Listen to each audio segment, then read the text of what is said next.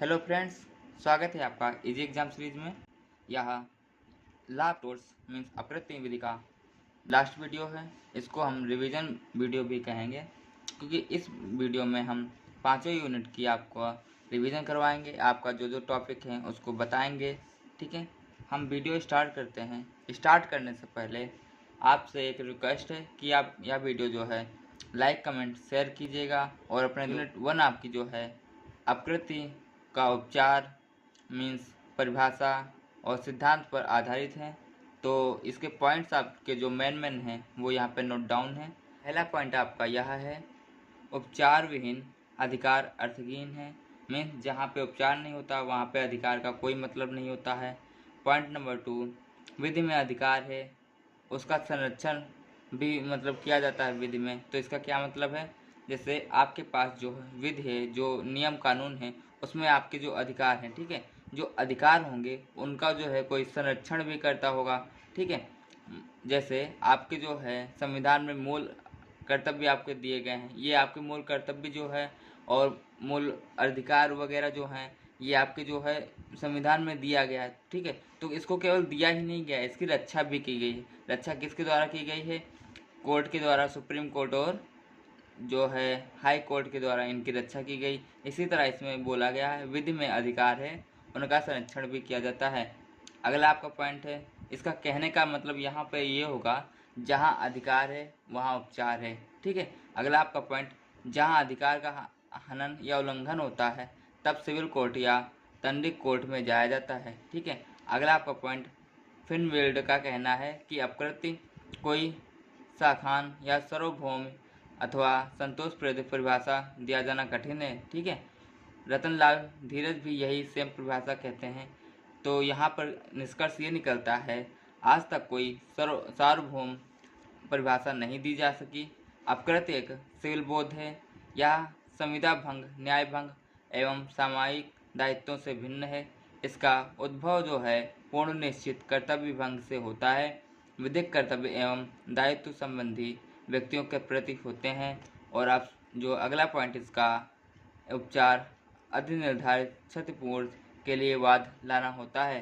अगर जिसमें आपको क्षति हो रही है तो आप यहाँ पर वाद ला सकते हैं। अगला आपका पॉइंट है अपकृत्य के लिए आवश्यक तत्व। अपकृत्य के आवश्यक तत्व क्या होते हैं? नंबर 1, दोषपूर्ण कार्य किया जाना। दूसरा अपकृत्य का जो है तत्व है विधिक क्षति। और तीसरा नुकसानी का वाद लाने का अधिकार। तो पहला हम समझते हैं, कोई दोषपूर्ण कार्य किया जाना अर्थात किसी व्यक्ति द्वारा अपने पूर्ण निर्धारित कर्तव्यों को भंग किया जाना होता है। अगला पॉइंट, जब कोई व्यक्ति अपने पूर्ण निर्धारित कर्तव्यों को भंग करता है तो उससे किसी व्यक्ति के अधिकारों का उल्लंघन अगर या अतिक्रमण हो जाता है तो अधिकारों का अतिक्रमण जो होता है जिससे होता है वह दोषपूर्ण कार्य होता है और यही अपकृत्य है। ठीक है, अपकृत्य जो है वह दोषपूर्ण कार्य होगा, वही अपकृत्य हो जाएगा।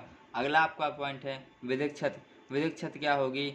जब तक कोई किसी दूसरे को विधिक क्षति कारित करे यह आर्थिक या वास्तविक क्षति नहीं होती।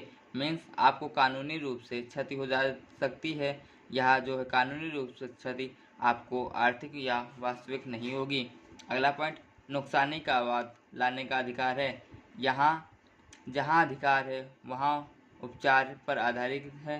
ठीक है, एसबी वाइट जो है 1703 में इनका केस हुआ था एलआर के मामले में। ठीक है, तो उन्होंने क्या कहा था, मुख्य न्यायाधीश जो हाल्ट द्वारा थे उन्होंने क्या कहा, इस तथ्य की जो है पुष्टि की और कहा उपचारों के अभाव में अधिकार अर्थहीन है। मीन्स अगर जो आपके पास उपचार नहीं है तो उसके यहाँ पर जो है आपके अधिकार जो है अर्थहीन होंगे।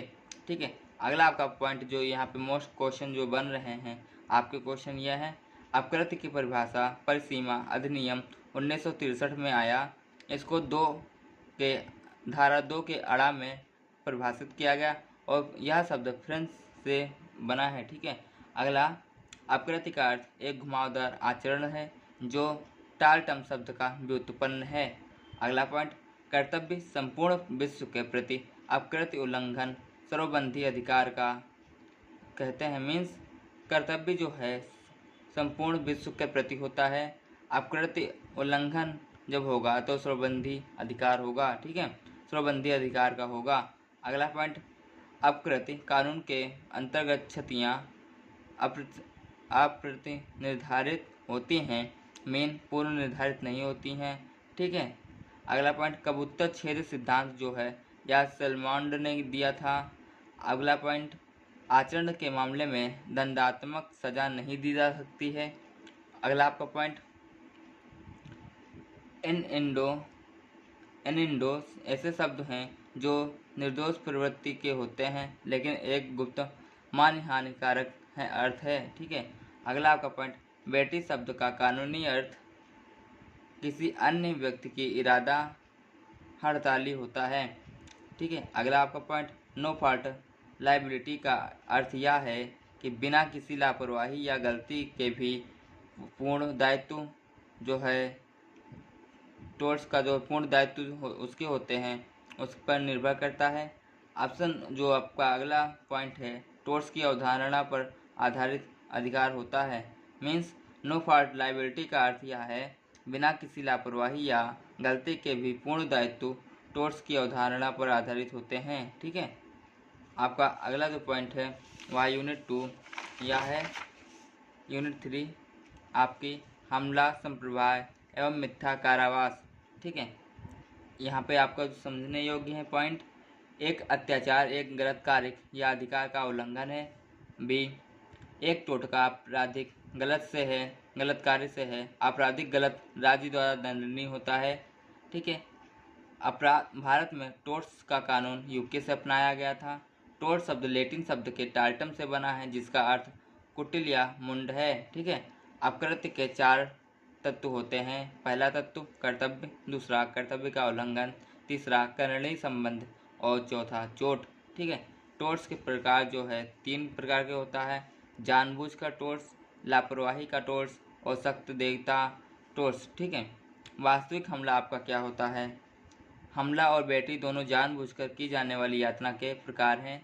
हमला आमतौर पर किसी और को नुकसान पहुंचाने का प्रयास होता है जिनमें अन्य लोग के खिलाफ धमकी भी शामिल होती है। हमला किसी अन्य व्यक्ति को हिंसक रूप से नुकसान पहुंचाने का सुनियोजित प्रयास होता है। बैटरी में व्यक्ति को शारीरिक नुकसान पहुंचाने के लिए व्यक्तिगत स्वतंत्रता से समझौता किया जाता है। ठीक है, आपका अगला पॉइंट है बैटरी। बैटरी क्या होता है, किसी व्यक्ति को नुकसान पहुंचाने के इरादे से उसकी सहमति के बिना किसी अन्य व्यक्ति के संबंधित चीज़ों पर जानबूझकर स्पर्श करना या बल लगाना बैटरी के रूप में जाना जाता है। यह तभी माना जाएगा जब बैटरी का नुकसान पहुंचाने के लिए व्यक्ति की सहमति के बिना वास्तविक शारीरिक संपर्क होता है या हमले के बाद आती है। यह 2 टाइप का होता है, आपराधिक और सिविल। ठीक है, अगला आपका पॉइंट, किसी व्यक्ति के साथ अत्याचार के 3 प्रमुख स्वरूप हैं, हमला, संप्रभार तथा मिथ्या कारावास। ठीक है, आपका जो अगला पॉइंट है वह यूनिट आपकी 5 है। यूनिट 5 क्या आपका कहता है, धारा 1, इसमें जो है उपभोक्ता संरक्षण अधिनियम 1986 की बात की गई है, ना कि 2020 की बात की गई है। ठीक है, यहाँ पर 1986 आप ध्यान में रखिएगा क्योंकि अभी का जो है चेंजिंग हुई थी तो वो 2020 में भी नियम आया था। ठीक है, अगला उपभोक्ता विवाद निवारण एजेंसियाँ।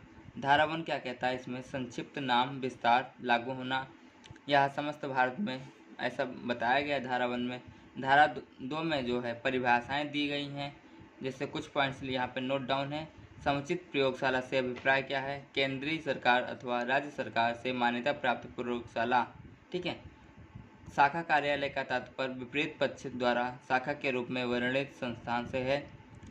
आपकी धारा 3 जो है अधिनियम का किसी अन्य विधि के अल्पीकरण में ना होना, मीन्स संबंधित अधिनियमों में अनुतोष उपलब्ध होने की स्थिति में भी इस अधिनियम की व्यवस्थाएं का उपयोग किया जा सकता है। मीन्स इससे संबंधित जो अधिनियम होते हैं अगर जो वहाँ पर ऐसा कोई नियम ना है तो इस अधिनियम का जो व्यवस्थाएं हैं उसका उपयोग किया जा सकता है।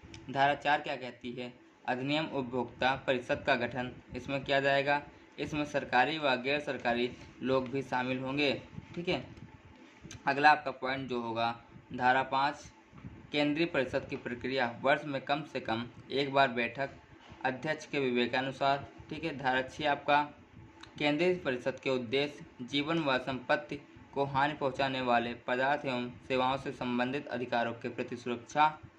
अगला पॉइंट, उपभोक्ता का पदार्थ की गुणवत्ता, मात्र शुद्धता, मानक एवं मूल्य के प्रति संरक्षण सुरक्षित करना। मीन्स यहाँ पर क्या होगा, मान लीजिए आपको कोई तराजू बाट वगैरह वाला है तो वहाँ पर अगर जो आपके मानक कम कर रहा है तब भी आपको यहाँ पर देखा जाएगा केंद्रीय परिषद के उद्देश्य में। ठीक है, अगला आपका जो पॉइंट होगा वह पॉइंट जो है अनुसूचित व्यापारिक व्यवहार से सुरक्षा होगा। ठीक है, आपकी अगली धारा जो है धारा 7, राज्य उपभोक्ता संरक्षण परिषद प्रत्येक राज्य में उपभोक्ता मामले जिसमें परिषद राज्य सरकार द्वारा निर्धारित प्रक्रिया के अनुसार वर्ष में कम से कम 2 बार आवश्यक बैठक करेगी।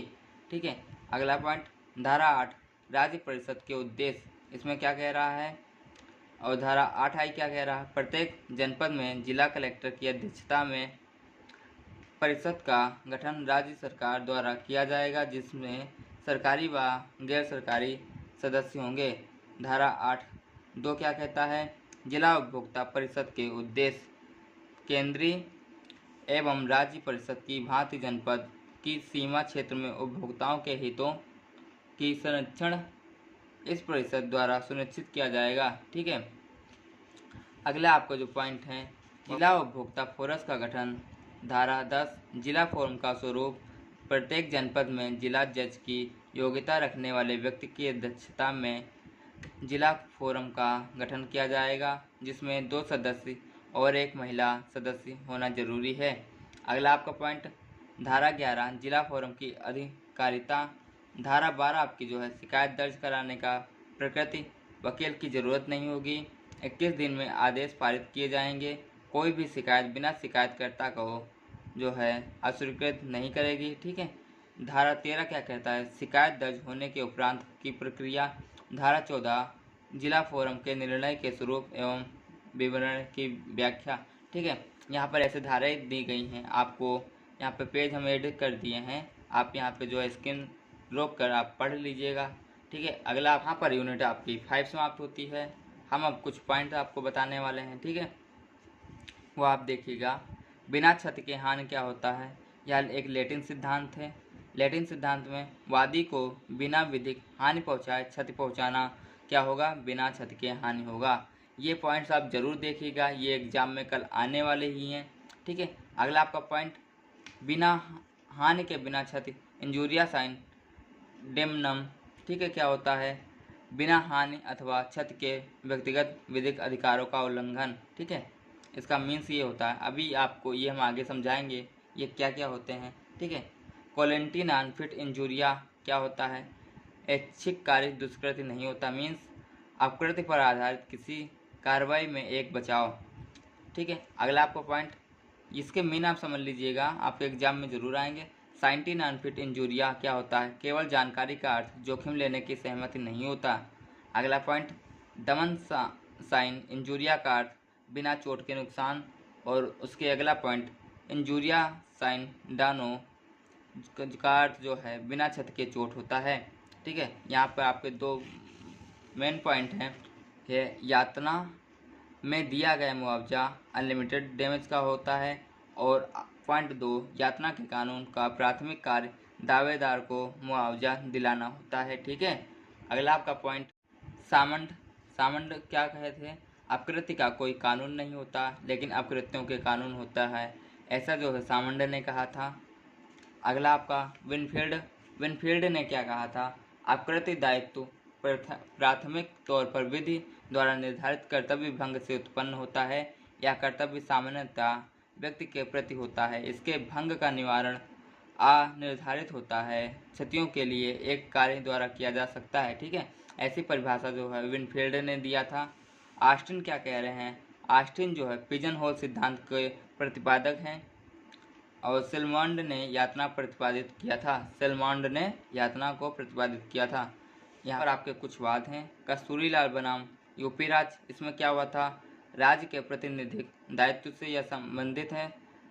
रिलायंस बनाम फ्लेचरवाद में क्या था, या भूस्वामी का कठोर दायित्व से संबंधित है। ठीक है, अगला आपका पॉइंट नूर मोहम्मद बनाम जियाउद्दीन, यह जो है नुकसानी के बाद से संबंधित है।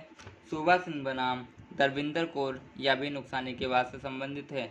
आपके ये जो है वाद पेपर में आ सकते हैं और आते भी हैं, आप इनको ध्यान दीजिएगा।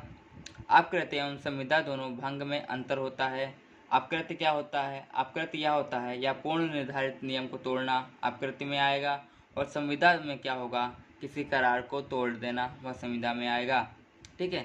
अपकृत्य जो है लोक लक्ष्य अधिकारों का अतिक्रमण करता है, जबकि संविदा जो है व्यक्ति लक्ष्य अधिकारों का अतिक्रमण करता है। ठीक है। अपराध और अपकृत्य में अंतर होता है। अपराध क्या होता है? संपूर्ण समाज के विरुद्ध होता है।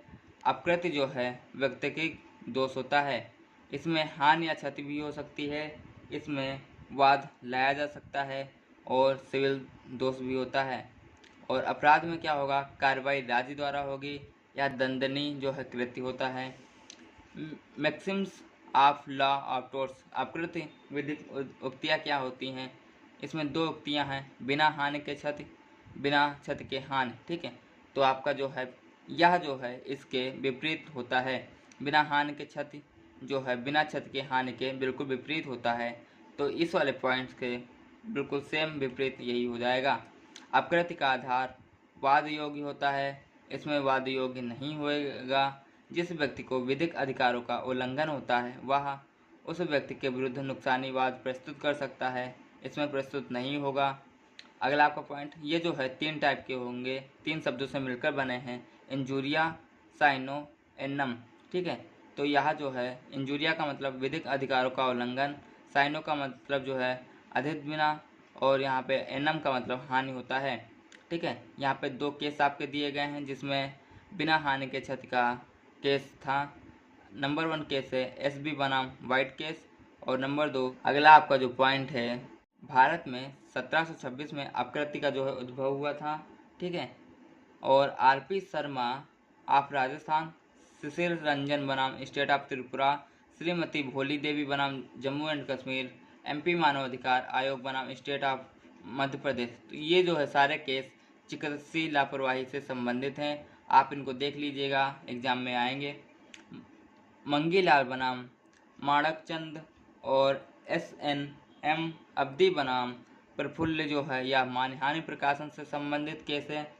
संविधान के 39 काम में निर्धन व्यक्तियों को विधिक सहायता निःशुल्क में प्रदान की जाए, ऐसा कहा गया है। स्वयं किसी कृत्य के अपराध का गठन नहीं होता, इसके लिए आपकी मना स्थिति का आवश्यक होना जरूरी है।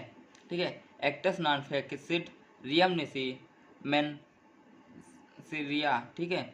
यहाँ पे आपका जो है ये पॉइंट कहता है मानसिक तत्व वो होते हैं हेतु, दुराशय, आशय, कार्य, तो अपराध के गठन के लिए सारभूत होते हैं, ना कि अपकृत्य के लिए होते हैं। मीन्स मानसिक तत्व जो है आपके अपराध के लिए जरूरी हैं, अपकृत्य के लिए नहीं। अगला पॉइंट, अपकृत्य विधि जो है 2 टाइप की होती है, कठोर या सामान्य दायित्व और कठोर अथवा पूर्ण दायित्व। अपकृत्य दायित्व 2 टाइप के होंगे, सामान्य और कठोर वाला। अगला आपका जो है, ठीक है, सामान्य और कठोर दायित्व में 2 बातें सिद्ध करना जरूरी होती है, क्षति अथवा नुकसानी, प्रतिवादी की उपेक्षा। ठीक है। प्रतिवादी की उपेक्षा अगर जो लाया जाएगा, ठीक है, तो क्या होगा? तो साधारण या सामान्य दायित्व होगा। ठीक है। और यहाँ पर वाद नहीं लाया जा सकता। ठीक है। प्रतिवादी की उपेक्षा अगर जो आप नहीं ला पा रहे हैं किसी के अभाव में, तो ठीक है, तो क्या कर सकते हैं, आप किसी को उत्तरदायी ठहरा सकते हैं, ठहराया जा सकता है। ठीक है। अगला आपका पॉइंट है, यहाँ पे कठोर दायित्व के 2 केस हैं, रिलायंस बनाम फ्लेचर, यह गैस रिसाव के लिए हुआ था, और यस्सी मेहता बनाम यूनियन ऑफ इंडिया। ठीक है। यह भी आपका यहाँ पे केस है। अगला आपका पॉइंट जो है वह परिस्थितियाँ स्वयं बोलती हैं के बारे में दिया गया है। ठीक है। परिस्थितियाँ स्वयं बोलती हैं, यह कौन से केस में हुआ था?